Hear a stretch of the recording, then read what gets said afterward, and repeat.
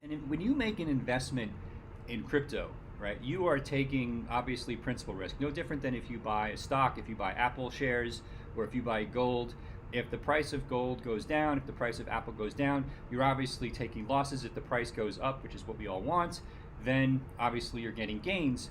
And so your investment from a capital preservation perspective is completely tied to whatever you invest in, no different than any other investment.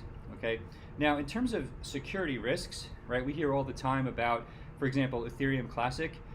Because of the way that fork was done a few years ago, Ethereum Classic is basically very centralized in terms of how the mining works versus traditional Ethereum now and Bitcoin and other cryptos. And it was subject to a 51% attack, which means it's possible to create double spend transactions, which is a big problem. And so what we need over time is we need cryptocurrency assets to become more and more decentralized. That's one risk that I see. And the second, I think, is technology complexity. And I've talked about this in relation to Bitcoin. The Bitcoin technology is incredible. The fact that we have this asset that's 11 years old that really hasn't been hacked.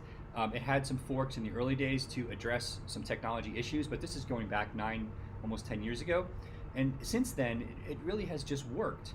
Now, we as a community and the developer community is making the Bitcoin platform more and more complex in order to address scalability and other issues around eventually token fungibility, which we've talked about in the past. That is a risk.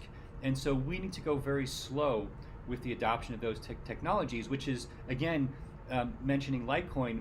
One of the reasons that I really like Litecoin and other cryptos is we want those assets to test these new technologies first before we bring them to Bitcoin. And I think that approach will continue to make Bitcoin the most secure, the most trusted asset out there.